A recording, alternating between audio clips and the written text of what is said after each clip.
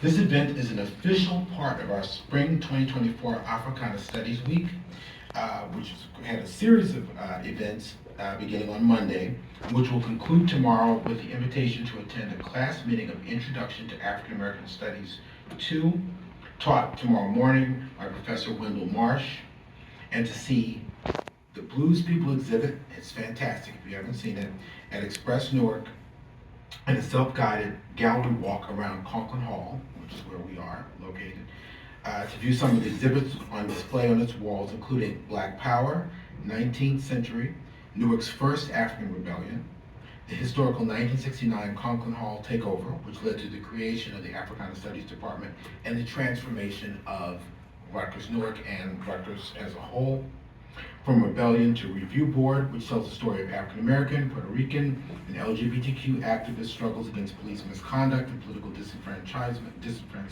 disenfranchisement to claim power in Newark, and At Home in Newark, stories from the Queer Oral History Project. And there was an event, I think, last night celebrating the amazing Queer Oral History Project at Rutgers-Newark. You can find more information on our website at sasn.rutgers.edu/Africana-studies. Before I move to tonight's speakers, let me also put in a word for Rutgers Giving Day. Today is the second and last day of Rutgers Giving Day, and Africana Studies is hoping to exceed its donor goal for Africana Studies Experiential Learning Fund, which helps our students to participate in study abroad programs, and we have, I think, several in the works for the department, off-campus research projects, and internships. So if you're able to donate even a tiny amount, we would be so grateful. You can access the website to donate at give.rutgersfoundation.org under Giving Days. Just click on our campus, Rutgers-Newark, then click on Fund named AZ, and we're the first little donor pod there. Now let's get on to the main event. I'll introduce our two speakers, and they will take it from there. Professor Lynnette Mawhinney is chair of the Rutgers-Newark Department of Urban Education, professor of urban education, and also serves as an affiliated faculty member in the Department of Africana Studies at Rutgers-Newark. She received her PhD in urban education at Temple University. Dr. Mawhinney's research focuses on the professional lives of urban teachers and pre-service teachers with a specific focus on teachers of color, the schooling experiences of urban youth, biracial identity development, and autoethnographic approaches in educational settings. Dr. Mawhinney has published extensively in both U.S. and internationally focused peer-reviewed journals. She is the author of There Has to Be a Better Way, Lessons from Former Urban Teachers, and We Got Next, Urban Education and the Next Generation of Black Teachers, and co-editor of Teacher Education Across Minority-Serving Institutions, Programs, Policies, and Social Justice, Opportunities and Challenges in Teacher Recruitment and Retention, Teachers' Voices Across the Pipeline, and Strong Black Girls, Reclaiming Schools in Their Own Image. Dr. Mawhinney is also co-editor of the book series Contemporary Perspectives on the Lives of Teachers, Opportunities and Challenges with Information Age Press. Aside from academic books, Dr. Mawhinney is also a children's book author. Her recent book, Lulu, the One and Only, received an acclaimed starred Kirkus Review. And I will say that Kirkus Review is famously the most difficult to get a starred review from, so that is quite an accomplishment. And as we will learn about tonight, she is the author of Mamie Phipps Clark, Champion for Children, with illustrations by Neil Evans and published by Imagination Press in February of this year, so congratulations. This graphic novel is part of the American Psychological Association's Extraordinary Women in Psychology series. Professor Naomi Extra, and I'm borrowing this directly from her website, so this may sound very familiar to you, is a poet, writer, cartoonist, and scholar, and is great at all of these. Your cartoons on Instagram are amazing. She received her PhD in American Studies from Rutgers University, Newark, and while teaching at Rutgers-Newark in the departments of English and Africana Studies, has offered courses in areas such as jazz and poetry, women's studies, black feminism, and black sexual politics. In both her creative and scholarly work, she explores themes of agency and pleasure in the lives of Black women and girls. Her current research focuses on Black feminist engagement with sex positivity through the work of three underexplored writers of the 1970s and 1980s. Dr. Extra's public-facing work has appeared in places like Boston Review, Zora, Glamour, Lit Hub, The Lily, The New Yorker, and other publications. She is a recipient of fellowships from the Mellon Foundation, Cave Canem Foundation, American Council of Learned Societies, and the African American Intellectual History Society.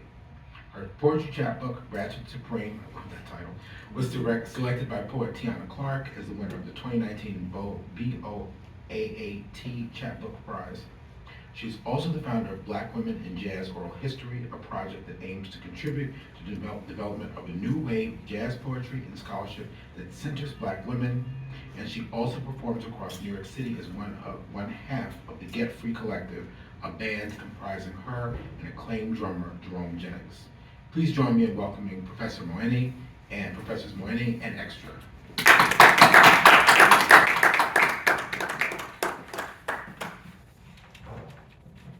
Thank you for those wonderful introductions, John. So I am delighted to be in conversation with you, and thank you to all of you for being here. I just want to say that in the last 15 minutes or so, there'll be time for questions. And so if you have questions that come up, feel free to write them down.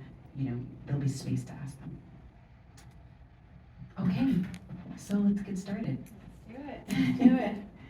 So I want to just ask you to just talk a little bit about who Mamie Phipps Clark was, just for folks who might not know. Sure. So Dr. Clark is most famously known for doing work with her husband, Dr. Kenneth Clark, and they did what was called the black doll, white doll test. And it's a psychological test where they talk to Black children to see how they were seeing identity, right? Which is the good doll, which is the bad doll. And this test, which was actually started as Dr. Clark's master's thesis, rolled out into something so much bigger that it actually is the catalyst and one of the main reasons for when schools were desegregated with the Supreme Court in their Brown versus Board of Ed case. They often cited this test and the results that was happening from it. Now that's so oftentimes Dr. Clark's name is thrown in with like, oh yeah, and the doll test, and that got, but so her husband was really known and she was just kind of just thrown in there. But she was this brainchild behind all of this. And, but she was more than just this test. And so what she did since then, or I should say after the doll test, and also she was a very important part for actually being, so the Brown versus Board of Ed case, there were many cases leading up to it for desegregating schools. She was one of the, I would say, linchpin testimonies that happened in one of these cases in one of the states. But after that, what she ended up doing was she opened up this center in Harlem because she said, there's youth here in Harlem who need psychological services. How do we get it for them? And so she opened up this center, which then moved into a school and which still exists today after almost 80 years later. So she's done all of these things, but she did it very quietly or in the shadow of her husband. And this is kind of where the book came about because she was a badass in all the ways. And so just to kind of share her story, but that's who she is. It's so funny because I remember hearing about the doll test growing up, and I knew about Kenneth Clark, but I didn't know about Mamie Phipps Clark. So this is just another reason why this book is so important. Can you kind of walk us through how you came to be interested in Mamie Phipps Clark to begin with, and started writing this book? What was that journey like? So this was a little different. This wasn't like I want to write about her and kind of thinking through it. The publisher actually reached out and said, hey, we have this series. Dr. Clark is what's next and who we want to have this on.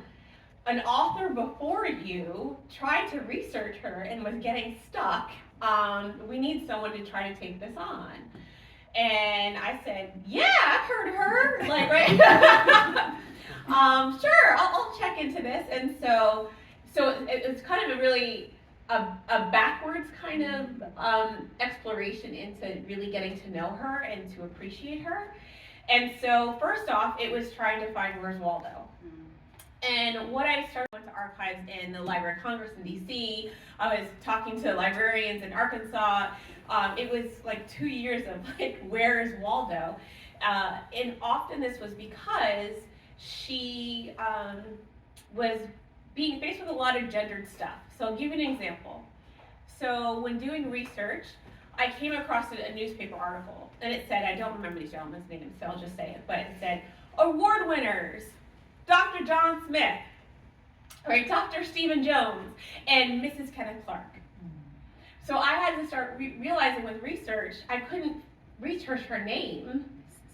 I had Mrs. First, you doctor, and second, right, that's not actually her name. And so I actually had to not research her name, but I had to research her husband, and it was through that I was able to finally find these doors to figuring out her story. So that was it, what was interesting, right? I was given her name to do this thing, but at the end of the day, she's probably, I would argue, one of the most important psychologists of our time. Because of her work, we're still affected by it, right? We still have now, that's going on today, desegregating, right, court cases that are happening here in New Jersey for desegregating schools, and they're all gonna come back to, her work. When she started the center in Harlem, we're talking like 40s and 50s, she was like, we're gonna have a library here that has all characters of color and folks of color and authors of color so students can see themselves. Now that doesn't seem like a pivotal idea now, but it was then. And it's probably pivotal even just 10 years ago. Like, she was a forward thinker, and so I'm grateful that the publisher came to me and said, hey, to do this, and that I just walked away insanely awestruck, because she was doing all the things. So that's really, okay, so the archival piece is really interesting. Mrs. Kenneth Clark. I'm not going to say anything about that, but can you talk a little bit more about the writing of it? I mean, I'm also sort of secretly asking this question because, as I mentioned to you before, I'm working on a graphic novel and I'm interested in writing, but also thinking about like putting together this story and the kind of story that you wanted to tell. How did you do that? How did you decide with all of the research that you came across what to put in, what not to put in? And then you also worked with an illustrator. Yeah. So my approach to writing was first just finding her, right? Doing the whole Where's Waldo thing. And then in that, I wanted to find her voice. So I happened to find, going through Kenneth's stuff at the Library of Congress, I found letters. They're like old love letters. So I physically got her actual voice and how she was talking, how she was using words. So you read love letters? Yes, and we actually have some actual letter. Like, that's an actual letter. That's incredible. Yeah, so we can talk about their saucy secret marriage. So just trying to like get her voice. I interviewed some folks, so even folks who are at the center now, the executive director there, I interviewed her because she's only the third to be the executive director in these 80 years. Just trying to get like, who was she like? So just trying to capture that. Then came the writing. So I actually, when going into this, I asked the publisher, I said, look, if you want me to do this book, I would like some parts to be graphic novel. That's how youth are connecting, especially with biography stuff. And then I went off to a writing retreat in Ghana. which is certainly influential in many other ways as I was going through experience. And as I just started, that's where I actually started writing. And when I was writing it, I'm like, the whole thing's gotta be a graphic novel, the whole thing. And that's a big ask, because that's a whole lot of extra money and time and for illustrator, but thankfully my editor was like, let's do it. And so in doing the writing of the graphic novel, what I chose to put in, there's a lot of stuff that got cut, like when I was done with it and gave it to my editor, she's like, it's too long. So there was stuff that had to be cut, but that's always, the process in the editing. But really going back over language was huge. Because language is used then that we don't use now, and there's times where I go back and I'm like, oh, that's Lynnette's wording, that's not right. So just really going back over and over again about languaging and how does this feel and sit. But the hardest challenge, one thing that had to go in the book that I couldn't not have in was in the opening. Dr. Clark talked about when she was 4 years old, there was a lynching that happened in her, where she grew up, and how that was pivotal for her doing all of this work. And how do you write a book that's specifically slanted to youth talking about lynching? And so with that writing approach, I kept trying to think of, like, she's a 4-year-old and she's just hearing it, she didn't see it, but like how do you take in this information that's happening of this like tragedy around you and that chaos is happening? And so just constantly, so that there's the voice thing, but also just trying to get into the mind of like, okay, I'm 4, or okay, I'm 19 and in college, like just trying to get in the mindset of where she would have been at in those points of her life. I'm really glad that you brought up voice, because that was something I thought about while I was reading it, and just the rhythm of it, the pace of it. Sometimes graphic novels can be really, really saturated, and this kind of had this rhythm that kind of just kept you going as you went from panel to panel, and so I really appreciate it. That's not a question, it's a compliment. Thank you for that, yeah. And I also thought about this other piece that you brought up about the voice, because there were points where I just thought, like, the voice is really working, and then I wondered that, how much of this voice is Lynnette's and how much of it, is, from the period, and hearing that, these letters that you took them from the period, now I have to go back and look at this again. I'm thinking of one, and I'm getting ahead of myself here, but one particular section where one of Mamie's at I think it's, there's a young man who calls her hot, and it's like, maybe she's, and I was like, oh, did they say that back then? Okay, so this is, yeah, okay. So I don't think we actually have that panel, but what she's talking about is when Kenneth actually met Mamie. And so this is interesting because we had a big back and forth on this. So that's verbatim what he said. So basically, he goes That's up. Scandalous. Yeah, he goes up to her and goes, "Oh, you're not that hot, right?" I don't even. It might be different verbatim, but that's what is in there is verbatim. And the editor was like, "They wouldn't use language like that," and I was like, "But that's literally what he said. Like, it's in the research, is what he said." And she's like, "But can we change it?" I'm like, "But that's what he said." And he's snarky and he's kind of mean about it, right? Like, you ain't that great, right? So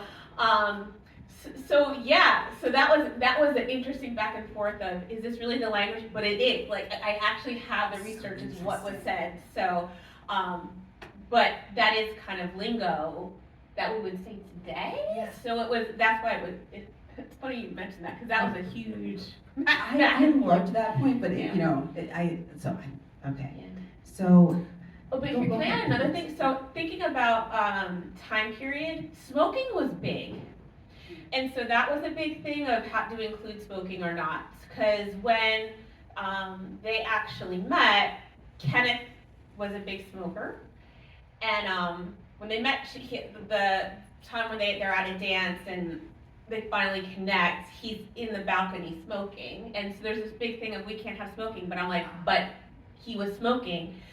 And smoking is important because because he smoked and because she was in a really kind of male-centered area, she decided to pick up smoking to kind of get into it. She died of lung cancer, right? So it's this gendered piece, and that's, none of this is in the book, but it's this gendered piece, right? But smoking was such a big part of it, so there's a big back and forth on, at least in this part, but he was smoking, but he was smoking. I know we don't like it, but he was smoking, right? So do we include that? What does that look like?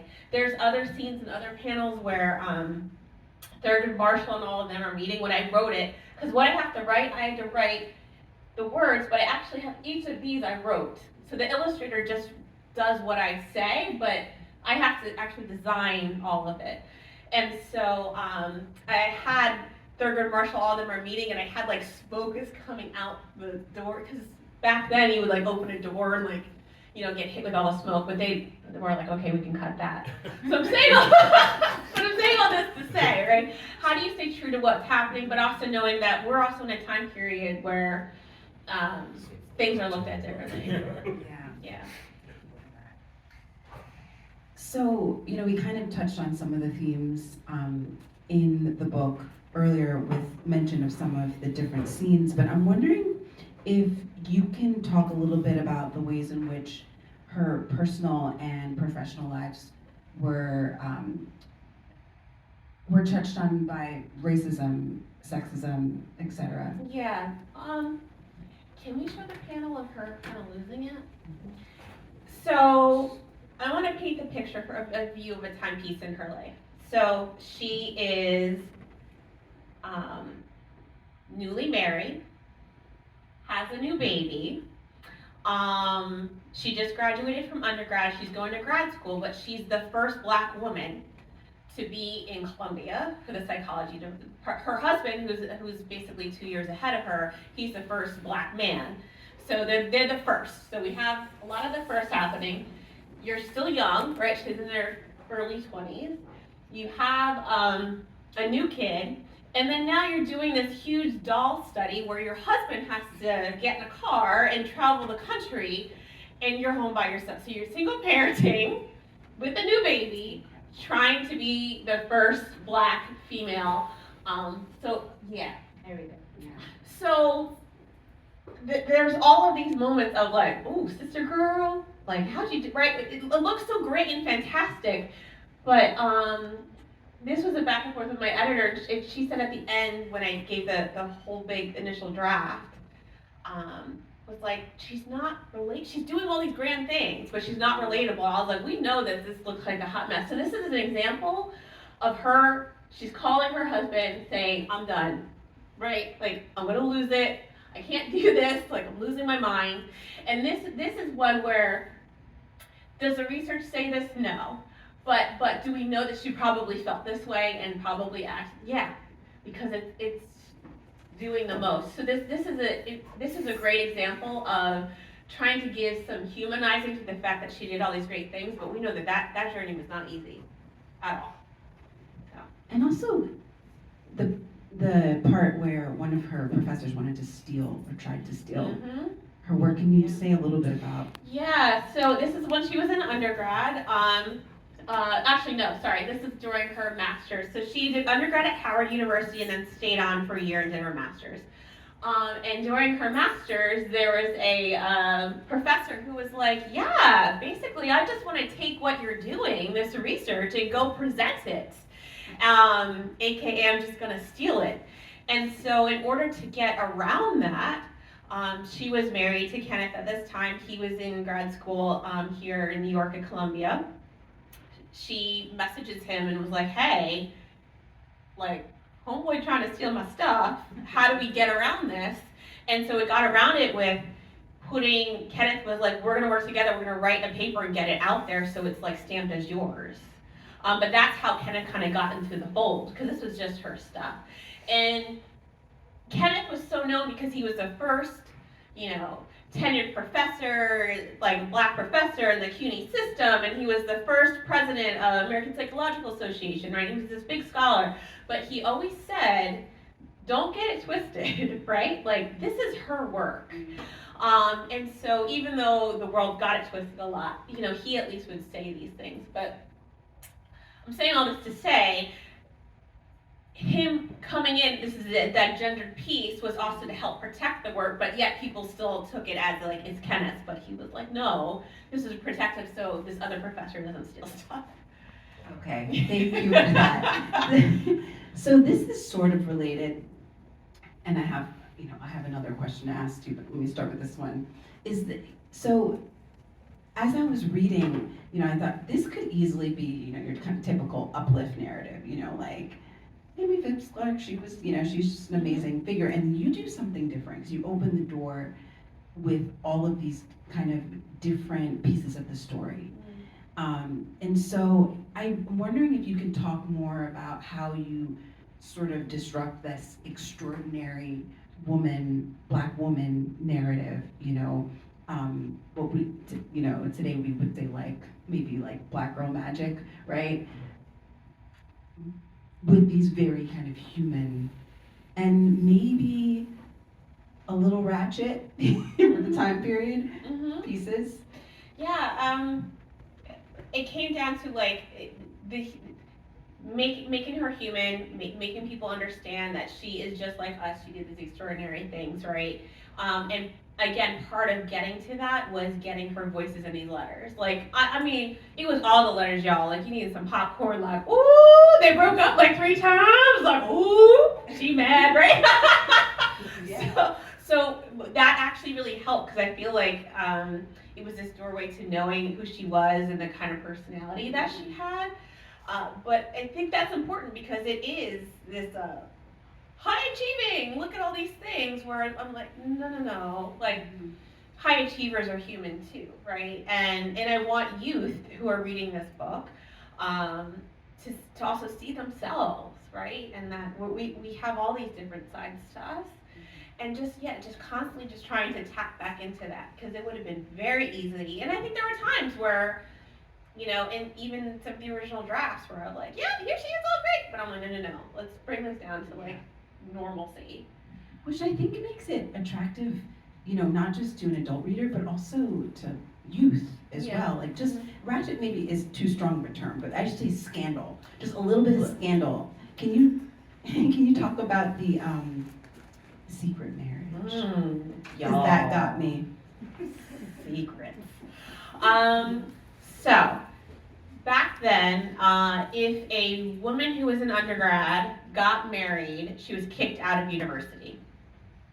Right? So if you're an undergrad student now, they would say, but only the women, not the men. The men would not get kicked out. And so, the stuff that's not in the book. Fun times were happening, and they were like, well, we should probably seal the deal, right, and actually get married. But she was going to get kicked out, so they did a secret marriage.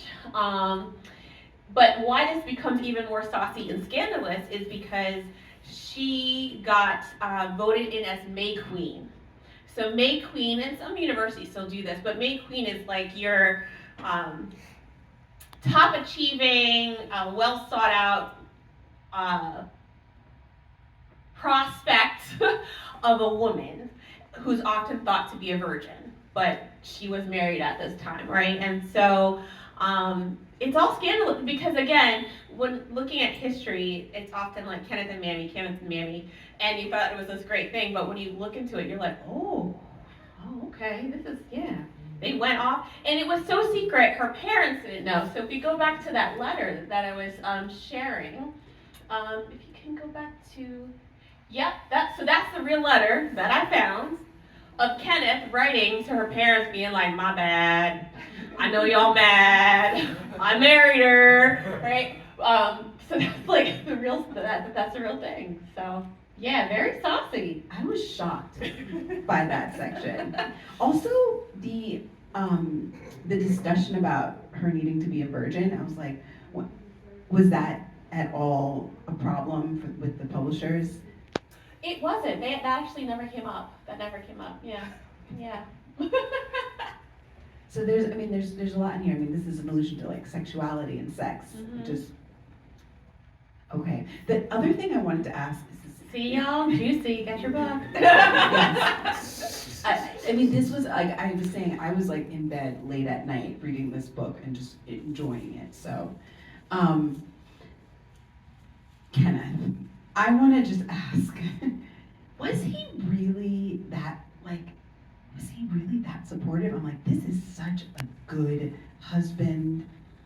I mean, we see in the part where she has her breakdown, and she's like, I can't do this, and then he's kind of like, okay, I'm coming back. But I mean, part of what's so great about this is you open up so many doors of inquiry, and curiosity that I hadn't had before. And so, I'm sorry to throw this question on you, but Yeah, I think it's a yes and. I think he was this supportive, again, the fact that in his time he would stand up there and say like, yo, like, this is my girl's stuff, right? Like, know that. But there were other things as I was, reading and uncovering stories. I was like, right? So there was a time where her daughter was talking about how they were having family parties and he would like, smack her booty and kind of embarrass her in front of people. And I'm like, okay. But I mean, you never know what's happening in a relationship and behind closed doors. But we could certainly say outwardly, in terms of his like public facing self, he came off very supportive of her. Yeah. you mentioned this a little bit before about, just how the form, graphic novel as a form is just, it's appealing for youth, but can you talk a little bit more about that? You mentioned you knew it had to be a graphic novel, but even just within a kind of like wider conversation around graphic novels and youth and using them as teaching tools. So yeah, so my whole push for that is it is the movement now that's happening in literacy because people are realizing, especially with biographies, like that you can engage in it better.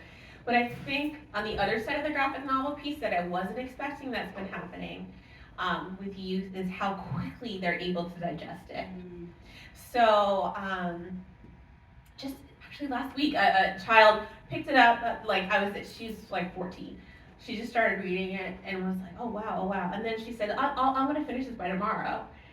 And she did, and it was like, and so the way that they're just able to engage in it's way better than being like, in 1946, there was a woman who, right, like that whole prose language can be really boring. I'd rather see it, right? I'd rather see them go off to their secret marriage. I'd rather see, right? And youth want that too. We're in a society now that is very visual in all the ways, from TikTok to Instagram, which is all about, visuals and, video or photography, right? And so, why not engage that? Because who wants in 1946? Right. I don't. Right. Like, so yeah, that's just, that the prose has its place, and that has its place, but in terms of how you want to engage youth in trying to understand and depict a story, especially a story that's not set within their time, but how there can be those connections, graphic, I feel, is the way to go.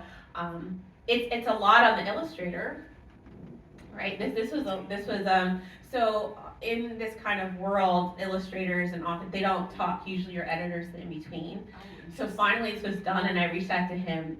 He's out in Wales, and I was like, hey, and he was like, he's like, this project was really great, but it was a lot of work. It's a lot of work. It's a lot of work. And so, but he was able to really just bring those elements to life. But also from the writing standpoint, and thinking about graphic novels, again, like I had to write out what is happening, and then he just did it. So also just trying to think visually. So it was, you're writing information, you're getting the language, but then I have to think visually and how do I write that down so he can understand how to depict this. That's so great. And I'm thinking also about, there's this, I get this sometimes, this argument or even suggestion that there's a lack of rigor involved because it's a graphic novel. Oh, this isn't rigorous enough, or they, thank you. And like, if you can read it quickly, then, it must not be, it must not be challenging enough or whatever it is. And I was just thinking about, as I was reading, there are new reading practices that students can learn too when they're looking at a graphic novel. Because, at first I started to zip through it, and then I was like, no, let me go back. And, just spending time with those images was just so, it was just so generative and fruitful. And so that's one piece of it too, when I'm thinking about like with educators, and maybe we can, kind of a little all over the place, but talk a little bit about how educators can use this book.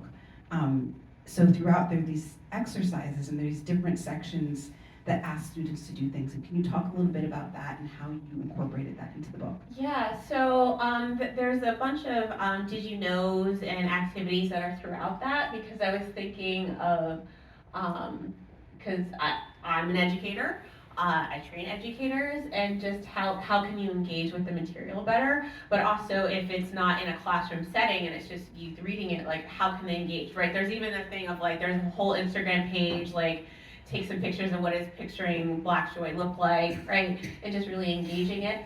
But also another decision that we made around educators, if you see the font, it's not all caps. So you'll see often in comic books, in graphic novels, it's all caps, because we were hearing back from teachers that was actually, from a teaching standpoint, was hard, and then it's actually hard to teach some concepts.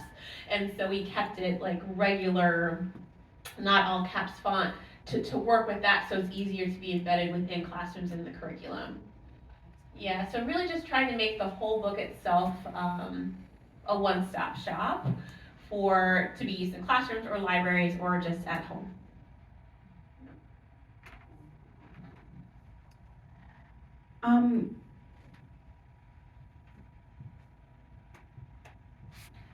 So the research, you talked a little bit about the research piece earlier that you were involved in, but there's also this way in which the book models research and curiosity for the reader as well. Mm-hmm. And I'm wondering if you can just say a little bit about her research process in the book, and if you were thinking about, teaching young people like about this piece, and even we get to see kind of like her experience kind of just going through academia, going through school as well. So you did research, and then you also show us about research as well. So if you can just talk a little bit about the kind of research that we learn about in the book. Yeah, so the book has, you learn about how she started this doll test, which wasn't dolls, and how it even became dolls, but how it was this worksheet. So even there's a variable of the worksheet that's done, so youth can actually go out and like go do research, like see how are people reacting to what is being said and what is being asked here. And but so I say that so the youth can do what she did from the beginning, but we also see how hers evolved from this coloring page to actually dolls, and how she evolves in these questions. So she was a student worker at a law office for one summer, and through that experience, and actually the people in the law office were Thurgood Marshall and all the people who were starting to gear up all these years later for the desegregating schools case. And so, but even just, she talks about that just being formative, but how she's just trying to think about this and what would this mean for a study and process. So I wanted to see like processing, but also have youth be able to do their own process in the while experiencing the book. So yeah, it's kind of very meta. It's like layers, but yeah. In the kind of did you know sections, the exercises, one of the things that's also there is this engagement. I found some of them to be ways to engage with the present. And I thought that was really incredible. And one of them in particular really caught me, one of the did you knows that talked about how there used to be a lot of Black teachers, and now there aren't so much anymore. Can you just talk about that a little bit? And Yeah. So Brown versus Board of Ed and desegregating schools, right? Originally, the whole point was for Black schools to get more resources, right?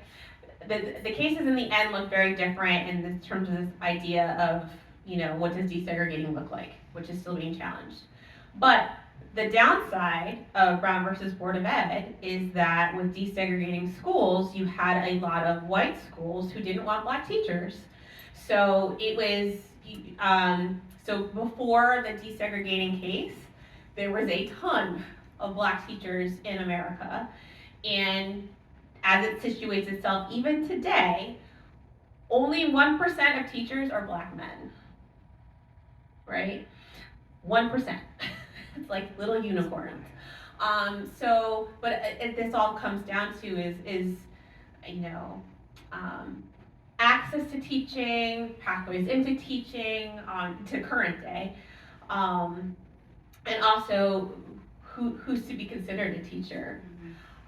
So it's interesting to see, and that's why I wanted that here was what they did, right? We're seeing all these cases coming and unfolding, and like, yay, Brown versus Board of Ed, but there was carnage to it, right? That we're still feeling today. So it's complex. And this ties into your research and your work beyond the book as well. Yeah. So this kind of ties into this question is thinking about this book as advocacy. And again, we see how Mamie Phipps Clark did that work and the way in which you're doing that work through this book and through the body of your work. And I have this thing where I really love to read dedications to books. And yours in the beginning talks about Black children. And I'm wondering if you can talk about this book as a form of advocacy and how it kind of fits into the larger body of your work too. So I'm gonna step back a second. So I was an English teacher in Philadelphia, and I now train teachers. And for many years in my own teaching and in the research that I was doing, it was like, there's not representation. Even right before COVID, there's this big report that came out of New York City public schools. There's not representation, and it's the biggest and most diverse in the whole country. And I was just like, I'm sick of saying that and not being able to try to contribute and change it. And so that's where my first picture book came in, where I just advocacy is like doing the work and building the tool and building the supports for teachers to have to use this work in their classroom.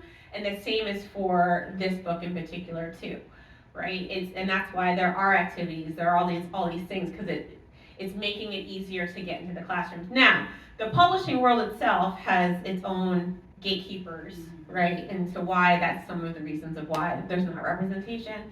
But so the act of me just writing work for youth is part of the advocacy work of trying to get this work into classrooms, into their hands, so they can see themselves. And then, you're right, getting to the other meta layer of this book in particular, of having someone who was such an advocate and championing for children, and how not only did she do this, but the activities and all the other things that are in the book is so that it can advocate for youth to take that on too, and for them to be advocates, and to know their own voice and their own power. Right, so that's where there's like one activity is like make a protest sign, right? And so, so there's kind of like this outer level of advocacy and trying to change, what's in schools and classrooms and in children's hands, and then also inside of like empowering. So the readers become advocates themselves too. That's really cool. So I guess I'm gonna ask about what folks can do in terms of advocacy now.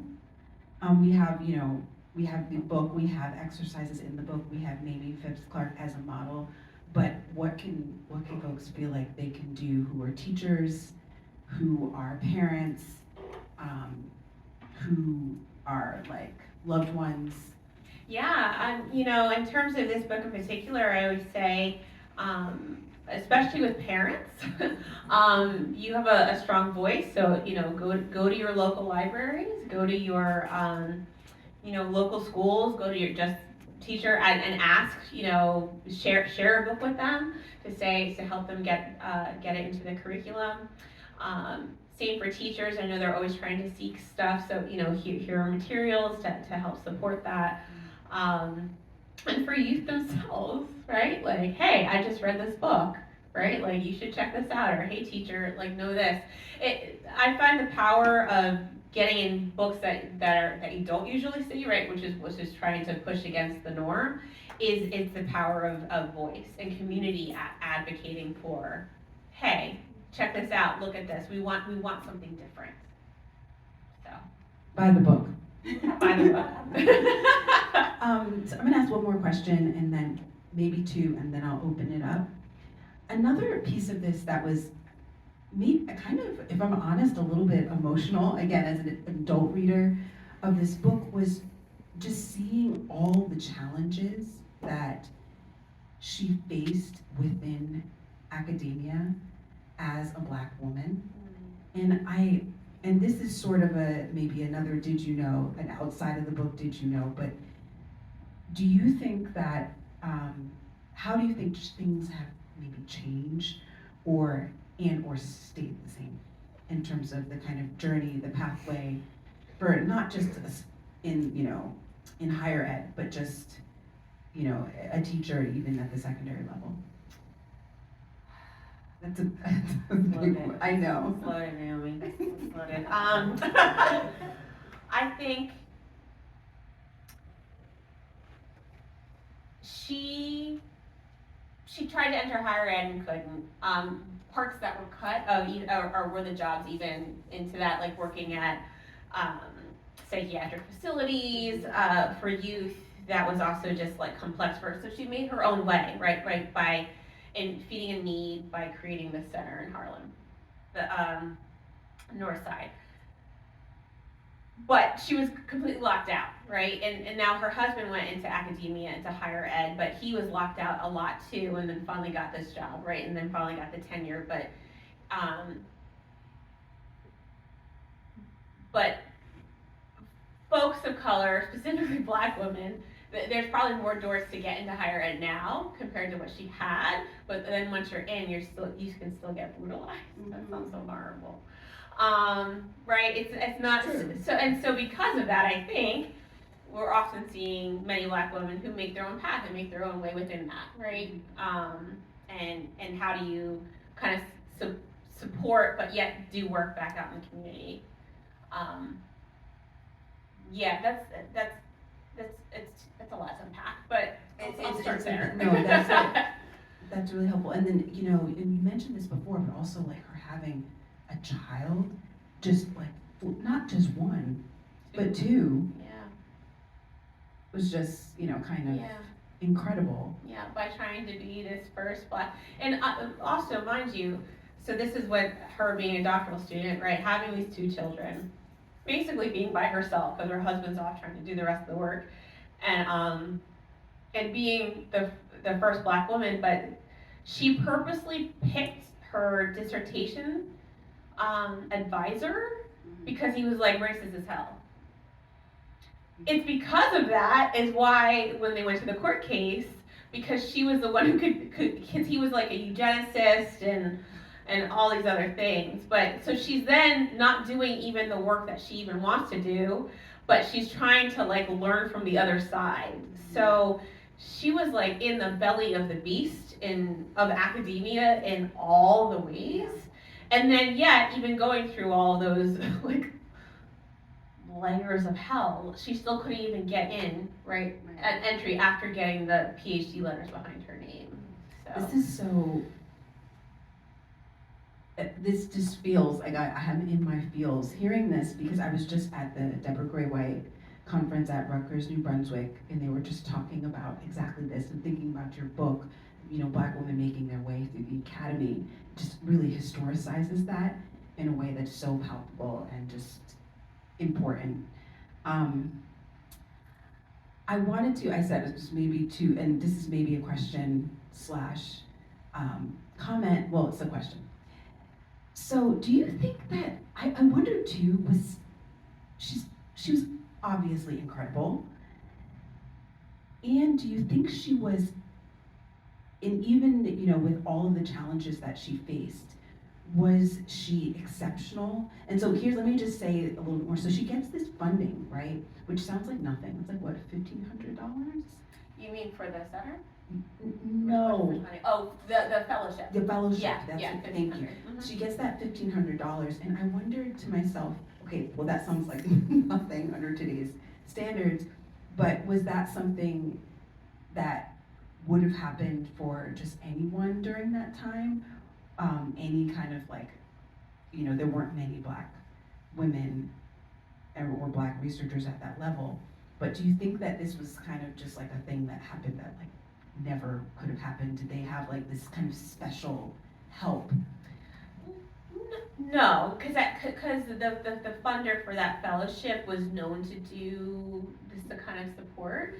I mean, that fellowship that they got was how they lived, because they lived off of that $1,500, right? And so it became like a job. But I think this is a great example of the power of white allyship.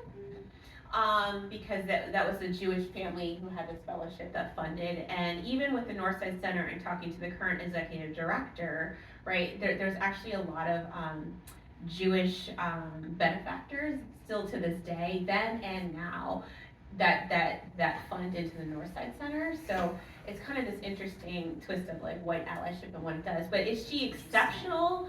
I do think her familial background is exceptional, that could have led to other exceptionalities. So what I mean by that is her father was the only Black medical doctor in her part of Arkansas. And so he was given these privileges because of that. And there were times where he can go to the white side of town and get medications and stuff because he was this only Black doctor. So she saw an exceptionality in her life growing up that I think could certainly breed we can think about this differently, or I can try to break these barriers differently. So there's certainly some aspects of that, because her growing up and having, that type of father was not typical. Right. Yeah. And just, something I thought of when you were talking earlier, just what we adults reading this book, and what I got also is just thinking about being a Black woman in the academy and navigating that. When you were talking, I was thinking about how strategic she was too, and just the value of having strategy. Yeah. Just that. She's very strategic, and it works to her benefit. So yeah, one of her many superpowers. So you're gonna write another book? No, just kidding. But this is just I can't say enough. This book, you all get the book. It's really a joy to read. They're available right outside there. Oh, good. So you heard it. I will leave some time. Oh, we still have time to chat, but. Well, there's also some wonderful food outside. Oh, okay. So we can keep the conversation That's going good to if you know. want it. Yes. Okay. So if folks have questions about the book, the writing of the book. Yes. Hi, this is my sister. So her children, are they around? Did you kind of reach out and try to get Yeah, them that's a really involved? great question. So unfortunately her son just passed. They're in their 80s. Her son just passed in August. Her daughter is still around, but is is elderly. So she's in Florida. I did get her email, and I got her daughter's email too. She actually lives abroad in London, working with another researcher who did like the prose research version of some of their life. But we got no response. But he actually said, the guy who I got the information from, he said, because he's like, I'm not even getting responses. And he had a long time relationship with her, so I think they're just aging. What I really want to do is send her, because I really tried hard to talk with the daughter, is to send her a copy of the book, because she's even in it, not even the baby, but like now we have her, because she then was the executive director of the Northside Center. But yeah, I tried, but yeah. So that's a good, I mean, to reach out to her and then her grandchildren so Yeah. that they could get, right, okay. I have a question. Mm-hmm. Yeah, you pretty much talked about the research and the thought process of getting to know her before even writing Yeah. the story, and kind of the hurdles that you had to go through to get that information. I wanted to know, out of all the research that you've done, I think it was 2 years of research you Mhm. mentioned, what was the most surprising resource or interview that gave you a great understanding? I know you mentioned the notes as well. Obviously, like reading someone's notes, you're gonna get their voice. But what is something, a surprising interview that you had, or something valuable that you were able to like integrate into the book?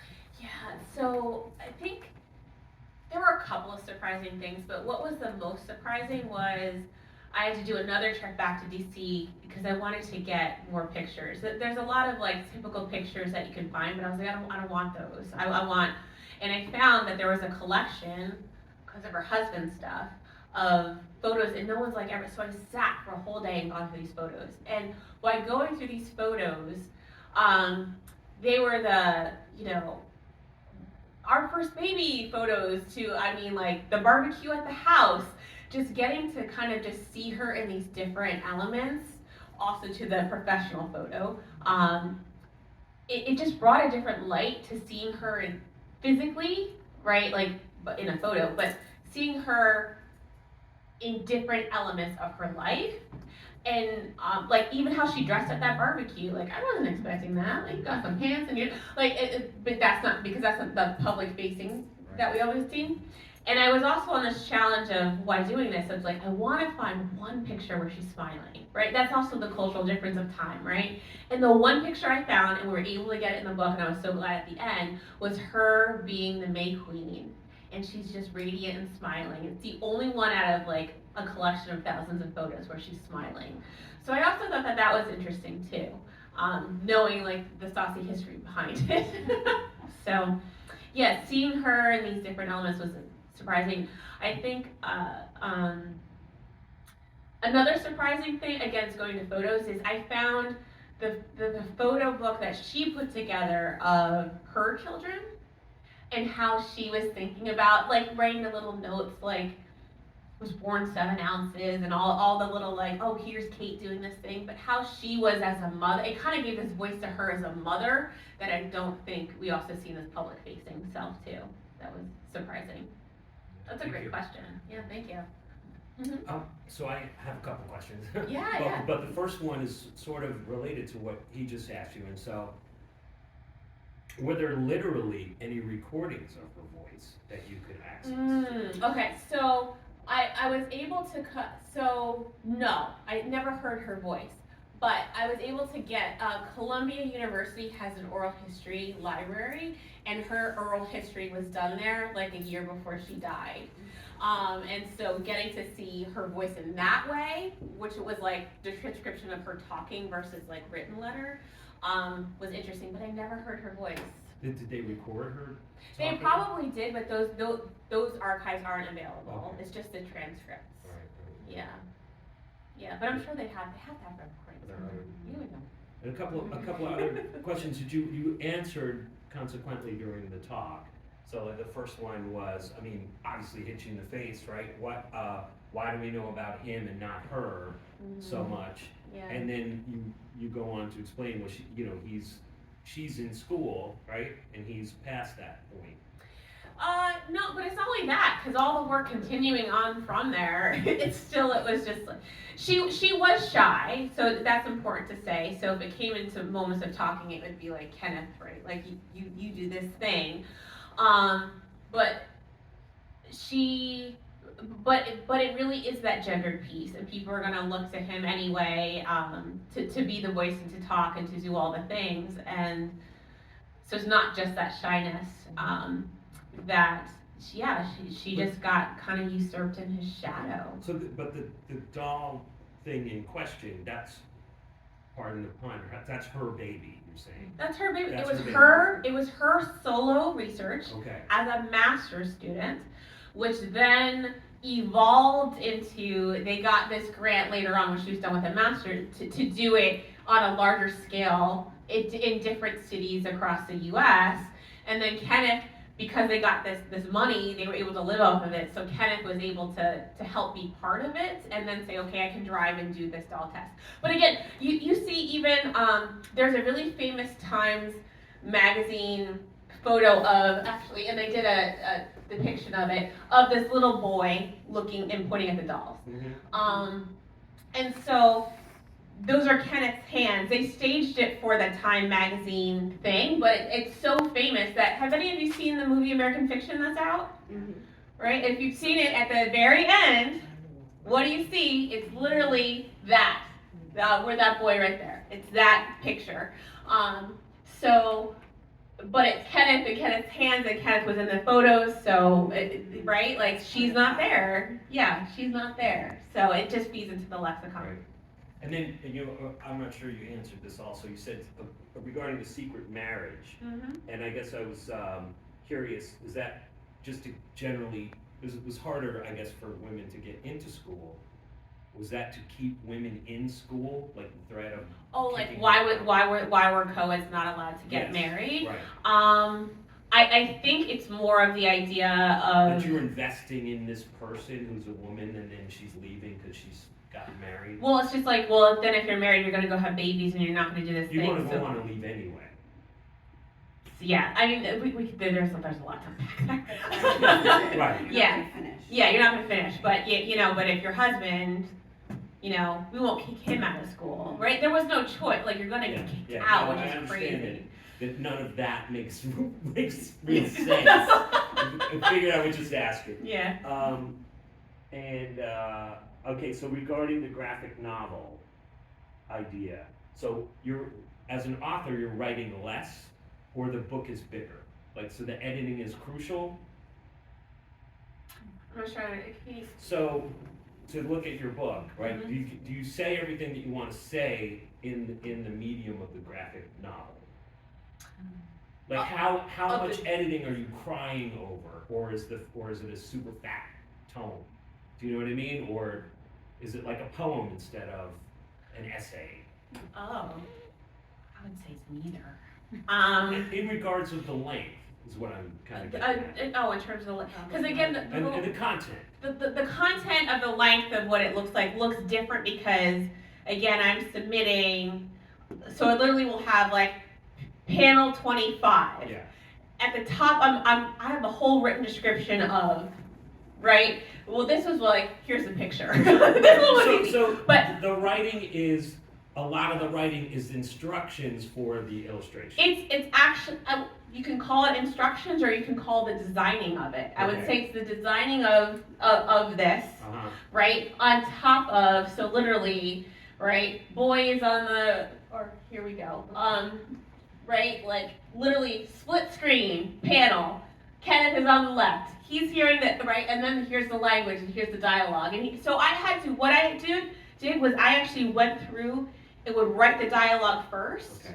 having the image in my mind, and then go back and design the panels and then move stuff around. Almost like a screenplay. Almost. Yeah, completely like a screenplay. Okay. Completely like a screenplay. That's Okay. a great So, example. so there's no cutting corners here, like making a graphic novel. No. Okay. And that's the thing about the Prose would rigor. have been easier. People think this Yeah. is easier. So the caps thing that you were talking about, I mean, in the minutia of the graphic novel. Yeah. Why would you then, want to use all caps? Like, it doesn't, that seems counterintuitive. What is That's it, a good just question. easier to see, or? I think it's because it's how it was always done. So if you go to comic books and graphic novels decades back, it was always done in caps. I'm sure there's some reason for it, like with printing presses and how it was done. I'm Okay. sure it was easier. All right. But we're in the time of digital age, and so that's a good question. Because what's nice about not using also all caps is the fact that like They're not shouting at each other. they're not shouting at each other, which is how we take it now, Look right? out. And you can get more of the expression. Yeah. So yeah, but there was a moment though when we were talking about that, I was warning it because of reading comic books and of reading graphics, it's always been that. And I'm like, I'm not gonna be like the others. Like that's how it is. It's like the cool, right? There's actually people who do that. Yes. But there's a lot of benefit to not doing it that way. And then I guess my last question. I'm sorry to have so many questions, I guess. No, But that's right. so this is important for students and teachers and people that are trying to be teachers and people that are in grad school and this sort of thing. People still have trouble with their advisors. Like They're graduated school today, advisors. they're Okay. graduate advisors, right? So you're talking about like descending into the belly of the beast, right? Mm-hmm. Like Marti.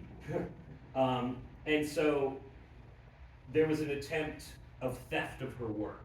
Yes. And that was on the master's level or the doctoral level? This was the master's level. Okay. Yeah. So I guess my question is, why would you seek out someone who's going to extra screw with you? Right? Because at some point, like if you're like an ad man or something, like you have to come up and say what your idea is out loud. And I was always like, wow, why didn't somebody just steal that shit? Right? So how do you come up with your intellectual property as Mamie with this fantastic doll test, which is what it was, right? And somebody wanted to steal that. Yeah, so in the master's, at first it wasn't actually dolls, it was this like worksheet. And that master's professor wanted to steal that, yeah. Right. But that was not the same as her doctoral dissertation advisor, who was the That was racist the racist guy. eugenicist. Okay. He was separate. So the master's advisor sort of took her by surprise. I don't even know if it wasn't an advisor actually. It was just another colleague professor or heard it and like, somebody. yeah, I want to take this. Look, this thing is so good, they're still doing it today. Yeah, Like sure. there's still researchers Yeah. doing it today. So Casual people know about this. yeah. It's in movies and popular media, Mhm. right? So, but yeah, it does show the underbelly of academia in multiple ways from her experience. So one more time. So he protected her by attaching his name to. He Kenneth? Yes. Yeah, he And whose protected name is her. first? I guess Pardon? whose name is first? His name is first, which is also interesting, and Right. I've always wondered that. So just for people to understand, in There's scholarly only- works, not all scholarly Yeah. areas, because some sciences do it by alphabetical, but often in psychology work, whoever is listed first is considered to get the most credit and to be the biggest author of it. He's listed first. Right. Was she pissed at that, or that's? I that's don't the know. way it I was? couldn't find that, but I was, when I finally actually got to the actual documents, I was like, what? Yeah. So I don't know how she felt about that, but also that was also in the chaos of her trying to finish her master's, he's in the doctoral, trying to, I don't know, but also they were both like in their, life was lifing. Yeah. I'll just say that. So. I'm glad they had each other, I guess, right? Yeah, for sure. So in the end, this was a huge success for them, monetary and intellectual success. Completely. All right. Completely. Because they ended up, then, what the other thing that the book doesn't talk about, they eventually opened, they being Mamie, Kenneth, and her children, as adult children, opened a consultancy firm, and they did a lot of, like, for schools that were looking to desegregate, they did a lot of consultancy work. So they had their own business doing that. It has a life that lives on past their passing. So. Is there a moral to the book, or it's just? I would say no. I would say that the moral is of like what it means to be an advocate and how to do that. I would say that. But there's so many different ways of reading the book. Yeah. That's also what's exciting about it. Thank you. Does anyone else have questions? I mean, I'm just listening, and do you find yourself, because you didn't pick her as a subject to do, this was brought to you, right? Mhm. So do you find yourself, your life kind of parallel in a lot of ways? I'm just hearing her just two children, the boy and the girl, you have a boy and a girl, you know, just supportive husband, you have a supportive husband, you know. Actually, no. I don't. That's funny that you're saying that. I mean, I guess there's actual those literal elements of like, but But no. push for education, you push educate, like, I mean, do you still don't find? I guess that's You true. don't find, I'm reaching. You're doing it for me. You're doing it for me. You know what I mean, the more Yeah. we talk about, I see Yeah. some parallel, you know. I actually had the same question, but Right. I didn't want to get in your business. And I just My thought, sister gonna put it out Okay. there. I'm all that. I love her. Yeah. But because just hearing, it's just Yeah. like, wow, there is some parallel there. I mean, I'll take that as a really great compliment because she's a boss lady, and was a change agent and a thinker in ways that I wish that I could be for her time. So even the current executive director, she was saying of the Northside Center, she was saying, I was just telling the board I'll be, retirement is kind of around the corner for me. And in terms of them finding another executive director, she was saying, you need to find a visionary because I am all of these 80 years later, I'm literally just living out what Dr. Clark has set up, right? And so now it's this like new time to have a new visionary like she was to really like just rethink. But when you think about that, like Dr. Clark envisioned stuff that lasted 80 years that people are still trying to enact. Like that's right, mind-blowing. That she could think in ways that I wish I could. So. She didn't know though. She didn't know. I mean, it would have a life that it did, I'm sure. She was doing it for the time. Yeah. Yeah. And that's what happens. Yeah. For sure. Do you get to pick your illustrator? Or at least Good question. check off, like, I like this, I don't like this? Publishers, often you do not get to pick your illustrator, but my publisher for both my books, the children's picture book and this one, actually shared portfolios with me and asked who you wanted, and so I actually did a little, so I had, for this one, they gave me like 6 or 7 portfolios, and I did a little study. So I actually started to share it around with, what are people thinking, how are you reacting to like some of the work, and they're very different. Right. All the portfolios Sure. are very, very different. Interestingly enough, with the portfolios, the one main thing where everyone kept coming back to Neil, the way it speaks, it feels like alive. In his portfolio was this work, and there are people who are from the U.S. and also like who are immigrants were saying like, oh, this reminds me of like back home in Jamaica, or this reminds me here. But then I actually talked to some friends who are artists, and they said the thing about Neil is, and what you need to know, and what you can see here is drawing darker toned skin is hard because you actually have to layer yellow or red behind it and then mix your own colors on top. And they're like, the way that he was able to do different skin tones just in the portfolio, they're like, that's it. So finally, after all the studying, and I didn't look up the people, right? I just had their names, but I didn't look up who they are and all this. After all of this and all this studying, I was like, all right, we're gonna go with Neil. Everyone's saying Neil looks good. I'm really feeling Neil. And I'm like, Neil was the only white guy. Everyone else were black folks. And he's not from America. He's from Wales, right? So I was like, who knew? So, but what's also interesting with approaching this, because I was like, how is he gonna understand? So that was a back and forth of like some of the U.S. context of how things were done. Hair. Oh my God, we went back and forth on hair. Hair. Hair is hard to draw. But her in the younger ages and drawing natural hair. So Yeah, it was interesting. But that's what, so usually, it's funny, I was just at the Society of Children's Book Writers and Illustrators Conference in New York City that happened last month. And there was a small group of like 40 or 50 people were just talking, and a teacher was saying like, yeah, I just wrote this picture book and I'm looking this, I'm looking for an illustrator now. And we were like, are you self-publishing? She's like, no. So we're like, no, don't stop, don't do that, because that is not, you don't pick your illustrator. So, yeah, it's a common perception, but you don't do it. Yep. So, and then one last question, because I know everyone's sure? hungry. That was like Yes. three questions. So this one, I think, so what have you looked at the data over time regarding the doll test? Are people picking the black doll more now? Ooh, nice one. Ooh. And if Good so, question. when and where? Nice Like, can you chart who? Yeah, Dr. Margaret Spencer Beal, she just retired. She was at Penn for many years, and then was at University of Chicago and retired. Has redone this test over and over again, had a whole lab. Unfortunately, the results continue to be the same. Mm. Blame the media. And on that note,